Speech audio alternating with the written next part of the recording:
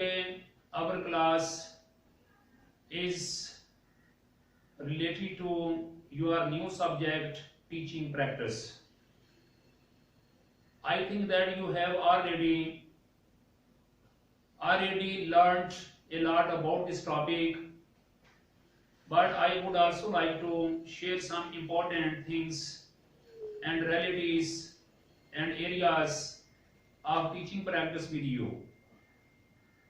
This is our first lecture of teaching practice, and I would like to say you that I will convey you the 5 lectures in this regard, because it is another separate subject and this subject is also very important for you. And I think that because you are not students but you are a trainee teachers, if you are a student of M education, if you are a student of B.Ed, then you must remember that you are trainee teachers. आप लोग trainee teachers हैं. इस ज़िमन में मैं आपसे कुछ चीजें share करना चाहता हूं कि जो ट्रेनी टीचर होता है या ये जो टीचिंग प्रैक्टिस है ये क्यों जरूरी है.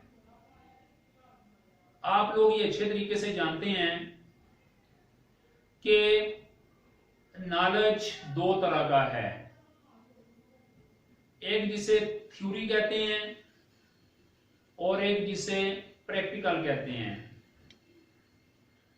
Theoretical plus practical knowledge is equal to skill, is equal to competency, is equal to practice, is equal to trainee teachers, best teachers. अगर इनको मैं सिंपल अल्फाज में बयान करूं, I would rather say you that कि अगर आप लोग थ्योरी भी पढ़े हैं, प्रैक्टिकल भी किया है, तो आपके पास स्किल मौजूद है. और अगर आप सिर्फ थ्योरी पढ़े हैं, प्रैक्टिकल नहीं किया, यू आर नॉट कंप्लीट. तो इसलिए ये बात आपके जहन में होनी चाहिए कि जो प्रैक्टिकल वर्क है, practice makes a man perfect. जो प्रैक्टिकल वर्क है, this is very important for you to boost up your skill. अब आप लोग सोच रहे होंगे कि स्किल क्या है. इसकी मैं मिसाल आपके सामने ये शेयर करना चाहूंगा कि जो स्किल होती है, SKILL skill, you can see on the whiteboard, SKILL skill, जिसको कहा जाता है महारत. But I tell you that I am not satisfied with the meaning of महारत. इट इज मोर देन महारत. महारत से भी आगे जहान है, महारत से भी आगे इसका मीनिंग है. अब वो मीनिंग क्या है वो एक दो एग्जांपल मैं आपके सामने शेयर करूंगा. Then I strongly hope that you will be comprehend whatever I want to tell you. Example इसकी ये है बच्चों कि यहां पे अगर कंप्यूटर पड़ा हुआ है और मैं आपको ये कहता हूं ये कंप्यूटर है, this is a computer, it has two types of tools. फिर मैं आपको कहता हूं जी कि ये इसका कीबोर्ड है, ये इसका मॉनिटर है, ये इसका सीपीयू है, ये इसका मदरबोर्ड है, ये माउस है और ये इसका स्पीकर है और ये इसका कीबोर्ड वगैरह वगैरह वगैरह वगैरह. जब मैं आपको मुकम्मल इंट्रोडक्शन करा देता हूं और इवन के आप इतना इंट्रोडक्शन कर लेते हैं कि मैं आपको इनपुट आउटपुट यूनिट्स के बारे में बता देता हूं, आपको पता चल जाता है. मैं हार्डवेयर सॉफ्टवेयर के बारे में बता देता हूं, आपको पता चल जाता है. उसके जो बॉडी पार्ट्स हैं उसका मैं इंट्रोडक्शन बता देता हूं, आपको सब पता चल जाता है. और आपको इतना अच्छा पता चल जाता है कि you can write in the examination and can get good marks. आप वो सारे का सारा अगर पेपर में आ जाता है तो आप लिख सकते हैं और आपके अच्छे नंबर भी आ सकते हैं. यहां तक आप मेरी बात को जरा गौर से समझिएगा. एक कंप्यूटर के हवाले से आपने मुकम्मल जान लिया कि ये कंप्यूटर है, ये इसका मॉनिटर है, इसका ये फंक्शन है, ये कीबोर्ड है, इसका ये फंक्शन है, ये इसका माउस है, इसका ये फंक्शन है, और ये इसका सीपीयू है, इसका ये फंक्शन है, ये हार्ड डिस्क है, इसका ये फंक्शन है, इसकी ये रैम है, इसका ये फंक्शन है, रैम क्या है, रैंडम एक्सेस मेमोरी क्या होती है, ये भी आपको पता है। एवरी चीज, everything you will be aware about the body parts of the computer। अब ये सारा कुछ जानने के बावजूद आंसर में, ये सब कुछ जानने के बावजूद मुझे ये बताएं कि मैं आपको बोलूं कि ये कंप्यूटर है, आप इसके बारे में सारा कुछ जानते हैं, मुझे चला के दिखाएं, would you be able to operate it well? Would you be able to run it well? क्या आप उसे चला लेंगे? क्या आप उसके ऊपर काम करना शुरू कर देंगे? क्या आप तेजी के साथ लिखना शुरू कर देंगे? इसका यकीनन जवाब है वो नहीं, ना में है। इसका यकीनन जवाब है वो नो में है। इसका यकीनन जवाब जो है वो हाँ में नहीं है। क्यों नहीं है भी? मैंने तो कंप्यूटर के बारे में सारा कुछ आपको बताया हुआ है। चलिए मैं इसके वाले से एक और आपको मिसाल देता हूँ। एक यहाँ पे हम कार को खड़ा करते हैं, मैं आपको उस कार के बारे में मुकम्मल इंट्रोडक्शन बता देता हूँ। मैं बता देता हूँ ये इसका एक्सीलेटर है, ये इसकी ब्रेक है, ये इसके गियर्स हैं, ये इसका यानी कि फलां पार्ट है, ये इसका इंजन है, और ये इसका मिसाल के तौर पर ये है कि जो भी उसका इंट्रोडक्शन है वो मुकम्मल तौर पे मैं आपको करा देता हूँ। उसके एक्सीलेटर के बारे में आपको पता चलता है, ब्रेक के बारे में पता चल जाता है, गियर के बारे में पता चल जाता है, हैंडल के हर चीज के बारे में आपको पता चल जाता है। उसके बाद मैं आपको कहता हूँ ये पकड़े चाबी और जाके कार के ऊपर बैठ के इसको चलाएं, तो would you be able to operate it well? क्या उसको आप आराम से चलाना आप चला सकेंगे? भी आपका जवाब नहीं में क्यों है? मुझे पता है कि आप जवाब में बोलेंगे नहीं सर हम नहीं चला सकते। भी क्यों नहीं चला सकते? भी कार का इंट्रोडक्शन तो मैंने करा दिया, कंप्यूटर का मैंने इंट्रोडक्शन करा दिया, then what is the reason behind this phenomena that you can not drive them? क्यों नहीं आप इन्हें चला सकते? तो यकीनन आपका जवाब ये है कि सर हमें इनके बारे में मालूमात तो है लेकिन हमारे पास प्रैक्टिस नहीं है कि हम इनको चला सके। तो बच्चों इसी प्रैक्टिस के हवाले से मैंने आज आपसे बात करनी है। वो प्रैक्टिस क्या होती है? Basically that practice is called skill. यानी कि ये जो स्किल है, ये जो प्रैक्टिकल वर्क है, ये बेसिकली आपके अंदर वो महारत पैदा करता है कि जिसके जरिए से आप कंप्यूटर को भी चला सकते हैं और जिसके जरिए से आप कार को भी चला सकते हैं। सिर्फ थ्योरेटिकल नॉलेज काफी नहीं होता, सिर्फ जो थियरी होती है ये काफी नहीं होती। थ्योरी के साथ आप जब तक प्रैक्टिकल नहीं करेंगे उस वक्त तक आप कॉम्पिटेंट नहीं हो सकते। और आपकी कॉम्पिटेंसी के लिए ये ही जो सब्जेक्ट है टीचिंग प्रैक्टिस, वो क्या आपने ये पढ़ा हुआ है, लेकिन इसके अंदर जो आपने काम करना होता है, जो मैनुअल वर्क करना होता है, वो ये है कि आपने क्लास में जाके पढ़ाना होता है। जब कोई भी टीचर किसी क्लास के अंदर जाता है तो वो क्लास के अंदर ऐसे नहीं चला जाता। क्लास के अंदर जाने के लिए ऐसे टीचर क्लास में नहीं चला जाता। जो अच्छा एक टीचर होता है वो पहले घर से प्लानिंग करके आता है कि मैंने क्लास में जाके क्या पढ़ाना है।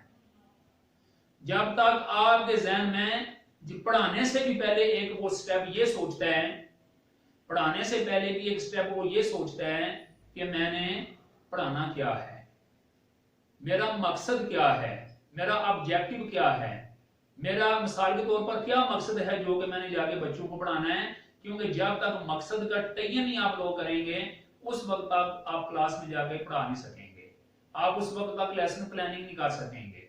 आज का सबसे बड़ा अलमिया ये है कि अगर लोगों से ये पूछा जाए कि लेसन प्लानिंग और टीचर डायरी में क्या फर्क होता है, तो लोग दोनों चीजों को मद्देनजर कर देते हैं और किसी को ये पता नहीं होता कि टीचर डायरी बेसिकली क्या है और लेसन प्लानिंग क्या है। आज पूरी दुनिया के अंदर जहां भी एजुकेशनल इंस्टीट्यूशंस मौजूद हैं, वहां पे जो टीचर हैं उनके लिए जो सबसे मुश्किल काम होता है, उन टीचर्स के लिए जो सबसे ज्यादा हार्ड वर्किंग का काम होता है, that is called lesson planning होती है। आज दुनिया तरक्की करके कहां की कहां पहुंच चुकी है, हम लोग तो बहुत पीछे हैं ना। यानी कि एजुकेशन देखें दुनिया में नंबर 1 इस वक्त फिनलैंड जा रहा है। फिनलैंड के अंदर जाके जरा देखें, सेकंड पे जापान पे जाके देखें, सिंगापुर में जाके देखें, आप यूरोप के अंदर जाके देखें कि वहां पर जो टीचर है उसको कितना काम करना पड़ता है और वो जब क्लास में आता है तो कितनी तैयारी के साथ क्लास में आता है। और आज हम जो लोग हैं वो बस जो पुराना एक फरसुदा निजाम है, जो पुराना एक तरीका है, उसी के अंदर हम लोग फंसे हुए हैं। तो मैं आपसे ये बात शेयर करना चाह रहा था कि बेसिकली जो टीचिंग प्रैक्टिस है ये हमें इस चीज के काबिल बनाती है कि हम क्लास के अंदर जाके बच्चों को ऐसे अंदाज में पढ़ा सकें। हम क्लास में जाके जो ऑब्जेक्टिव हैं उनको मुकम्मल तौर पर ऑब्जेक्टिव को गेन कर सके। हम वो जो ऑब्जेक्टिव्स हैं वो इस हद तक हम गेन करें कि जो बच्चे हैं वो मिसाल के तौर पर कोई बच्चा पीछे न रह जाए। हमारा जो एजुकेशनल प्लान है वो तमाम बच्चों तक पहुंच जाए। ये है टीचिंग प्रैक्टिस। और अगर हम टीचिंग प्रैक्टिस के बगैर ही क्लास में चले जाएंगे तो फिर ये वो टीचर होगा जो अपने तौर पे टीचर है लेकिन सही मानों में वो टीचर नहीं होगा। सही मानों में टीचिंग के लिए और इस शोबा से इंसाफ करने के लिए, बच्चों के साथ इंसाफ करने के लिए, अपनी जात के साथ इंसाफ करने के लिए, जब तक आप लोग यानी कि सही तरीके से तैयारी नहीं करेंगे उस वक्त तक आप क्लासरूम में कभी भी सही नहीं पढ़ा सकेंगे। टीचर सबसे बड़ा जज होता है, टीचर सबसे बड़े एक जमीर का नाम होता है। और जब तक ये अपने आप को जज की हैसियत में नहीं लेगा, अपने आप को चेक नहीं करेगा, खुद फैसला नहीं करेगा कि मैं कौन सा काम ठीक कर रहा हूं, कौन सा गलत कर रहा हूं, मेरी वजह से किसी बच्चे को नुकसान तो नहीं हो रहा, मेरी वजह से क्लास के अंदर मोनोपोलाइजेशन तो नहीं हो रही, मेरी वजह से जो क्लास है वो डिस्टर्ब तो नहीं हो रही। जब तक वो खुद अपना जज नहीं बनेगा उस वक्त तक वो सही मानों में सही टीचर नहीं बन सकता। ये जो आपका सब्जेक्ट है एजुकेशन के अंदर, ये बेसिकली टीचिंग प्रैक्टिस आपको इस काबिल करता है कि आप लोगों ने जो कुछ एजुकेशन में सीखा है, बेशुमार सब्जेक्ट पढ़े हैं, नफ्सियात आपने पढ़ी है, निसाब साजी आपने पढ़ी है, फाउंडेशन ऑफ एजुकेशन आपने पढ़ा, एजुकेशन पाकिस्तान आपने पढ़ा, करिकुलर डेवलपमेंट आपने पढ़ी है, हर चीज फलसफा एवरी एंड ईच एवरीथिंग आपने पढ़ी है। लेकिन इस पढ़ने का जो प्रैक्टिकल एप्लीकेशन है, इनका जो एप्लीकेशन है उसी वक्त सही हो सकेगा जिस वक्त आप टीचिंग प्रैक्टिस जो है इसको अच्छे तरीके से समझेंगे और इसके ऊपर अमल करेंगे। अगर आप इसके ऊपर अमल नहीं करेंगे तो फिर ये याद रखना मेरी बात कि you are not going to जज yourself with a good mirror. इसका मतलब है कि फिर आप अपने साथ इंसाफ नहीं कर रहे, फिर आप अपने साथ इंसाफ नहीं कर रहे। लिहाजा इंसाफ का तकाजा ये है कि आप लोग ये जो टीचिंग प्रैक्टिस है इसको सीखें और उसके बाद फिर आपने अंदर स्किल पैदा करें। आपको पता होना चाहिए कि जो टीचर डायरी है और लेसन प्लानिंग है ये क्या होती है। आपको पता होना चाहिए ऑब्जेक्टिव्स क्या होते हैं, पता होना चाहिए स्पेसिफिक ऑब्जेक्टिव्स क्या होते हैं और जर्नल ऑब्जेक्टिव्स क्या होते हैं। आपको पता होना चाहिए कि क्लास के अंदर जब आपने बच्चों को पढ़ाना है तो वो कौन कौन से स्टेप्स हैं जो कि आपको पता होना चाहिए। यानी जो स्टेप्स हैं वो आपको पता होना चाहिए। क्लास में आपने मल्टीपल टास्क करने होते हैं, मल्टीपल जो टास्क्स हैं उनको गेन करने के लिए जब तक आपका ये एरिया टीचिंग प्रैक्टिस ये दुरुस्त नहीं होगा उस वक्त तक आपका जो 30-40 मिनट का जो पीरियड है उसमें आप सही तरीके से टाइम मैनेजमेंट नहीं कर पाएंगे। तो आप क्लास में जो कुछ पढ़ाना चाहते हैं उसकी टाइम मैनेजमेंट के लिए भी ये जो टीचिंग प्रैक्टिस है ये आपके लिए बहुत जरूरी है। तो मिसाल के तौर पर इसके कुछ पॉइंट्स हैं वो मैं इंशाल्लाह आपके साथ दूसरे लेक्चर में शेयर करूंगा और फिर इस तरह जब 5 लेक्चर पूरे हो जाएंगे तो इंशाल्लाह ये जो टीचिंग प्रैक्टिस का आपका ये जो टारगेट ये जो पीरियड है इसमें आपको बताऊंगा कि आपने सबकी इशारे भी बनाने हैं, आपने चार्ट्स भी बनाने हैं, आपने रजिस्टर भी बनाना है। तो इंशाल्लाह फिर रजिस्टर भी आपके बनवाएंगे, सारे काम साथ होके करेंगे। लेकिन अभी मैं सिर्फ 2 चीजें आज आपको बता देता हूं पहले लेक्चर में, फिर उसके बाद बाकी जो काम है वो चलता रहेगा। Number 1, what is lesson planning. What is lesson planning. Lesson planning क्या होती है? लेसन प्लानिंग बच्चों ये है कि आपने जो कुछ क्लास के अंदर पढ़ाना जाके उसकी घर से पहले से ही प्लानिंग कर ली जाए। आपने क्लास में जो कुछ पढ़ाना है वो घर से पहले से आप सीख के जाएं, नई चीजें आएंगी उनको आपने सीखना है। मिसाल के तौर पर आप एक टॉपिक पढ़ा रहे हैं, उस टॉपिक के अंदर उस किताब के अंदर एक ऐसा लफ्ज आ जाता है जो आपने से पहले नहीं पढ़ा हुआ, और अगर आप घर से पढ़ के नहीं जाएंगे क्लास में अगर वो लफ्ज आ गया तो फिर तो ज़ाहिर बच्चों की इंसल्ट से बचने के लिए आप उन्हें गलत मत बता देंगे और ये इल्मी खयानत हो जाएगी, बदअंती हो जाएगी। लिहाजा उस यानी कि उस शेम सिचुएशन से बचने के लिए ये जो लेसन प्लानिंग है ये बहुत जरूरी है। तो आपने सबसे पहले घर में लेसन प्लानिंग यानी कि मैं आपको बताना चाह रहा हूँ कि लेसन प्लानिंग ये है कि आपने स्कूल जाके बच्चों को पढ़ाना क्या है, कितनी देर में पढ़ाना है, क्या आपको चार्ट्स की जरूरत है कि आपको मॉडल बनाने की जरूरत है, कि आपको किसी और चीज की जरूरत है जो कि आप बच्चों के सामने जाके बेहतरीन तौर पे इंटरप्रेट कर सकें, वहां पे जाके बयान कर सकें, वहां पे जाके बच्चों से शेयर कर सकें। और यानी कि ये इसका तल्लक लेसन प्लानिंग का तल्लक कल से है, इट रिलेट्स टू फ्यूचर, कल से है इसका तल्लक जो है। कल क्लास में जाके क्या पढ़ाना अभी आप सोच रहे हैं, नए लफ्ज आ रहे हैं, आप रिसर्च कर रहे हैं, नेट पे सर्च कर रहे हैं, बुक्स के अंदर सर्च कर रहे हैं, साइड से आगे पीछे से किसी टीचर से पूछ रहे हैं, ताकि आप बच्चों को जाके बेहतरीन किस्म का बच्चों को जो मटेरियल है वो आप बच्चों तक पहुंचा सकें, उन्हें दे सकें। तो this is called lesson planning. Class में जाने से पहले ही सोचना और जो सब्जेक्ट आप पढ़ाते हैं उनकी घर से तैयारी करके जाना, this is called lesson planning. और जिसके ऊपर लेसन प्लानिंग किया जाता है दैट इज कॉल्ड प्लानर।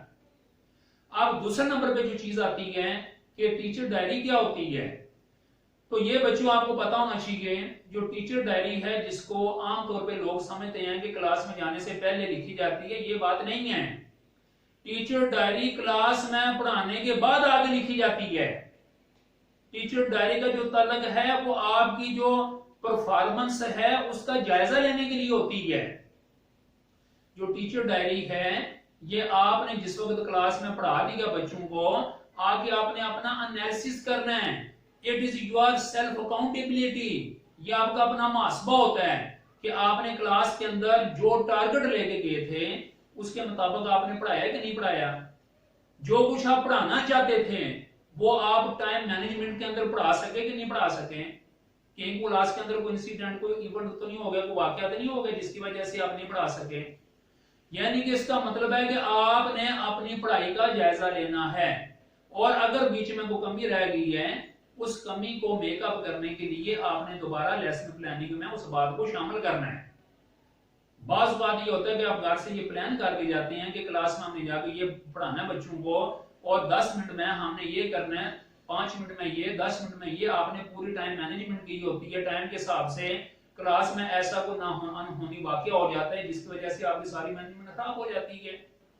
कोई बच्चा जो है वहां पे वॉमिटिंग कर देता है, कोई बच्चा वहां पे लड़ पड़ता है, किसी बच्चे ने गाली गलौज कर दी होती है, कोई बच्चा बेहोश हो जाता है, कोई बच्चा और कोई मिसकंडक्ट करता है जिसकी वजह से आपका जो टाइम है वहां पे अर्ज हो जाता है।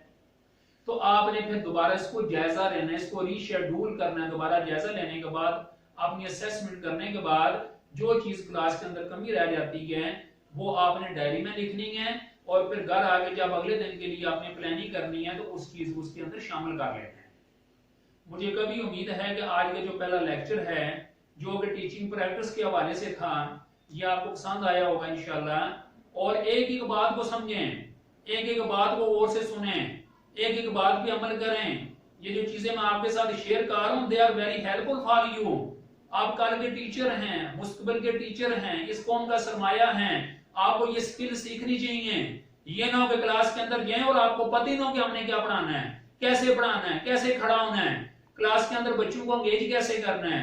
बच्चों को मतलब ये है कि एंगेज करने में उनको बैठाना कैसे है, उनकी कैसे वहां पे हमने मिसाल के तौर पर उनको एवेल्युएट करना है, अपने क्लास को मैनेजमेंट कैसे बेहतर करना है। बात ये होता है कि कमजोर नजर वाले बच्चे को लोगों ने पीछे बिठाया होता है, उसको हालांकि आगे बैठना चाहिए। बात लंबे कद वाला बच्चा आगे बैठा होता है, उसे पीछे बैठना चाहिए। तो इस तरह की जो चीजें हैं ये आप लोग उसी वक्त सीख सकते हैं जिस वक्त आप ये टीचिंग प्रैक्टिस के अंदर माहिर होते हैं। तो इंशाल्लाह आइंदा जो भी लेक्चर होगा जो बाकी उसमें मैं आपको बताऊंगा कि आपने अपनी लेसन प्लानिंग कैसे करनी है, और ताकि आपको ये पता चल जाए कि जो टीचिंग प्रैक्टिस है बेसिकली इसका असल मकसद क्या है। Thank you very much. आज पहला लेक्चर था, कल इंशाल्लाह दोबारा इस पे लेक्चर होगा और लेक्चर नंबर 2। तो इस तरह 5 लेक्चर होंगे जिसमें आपको मुकम्मल टीचिंग प्रैक्टिस के हवाले से कंप्रीहेंशन हो जाएगी। Thank you very much. Allah Hafiz.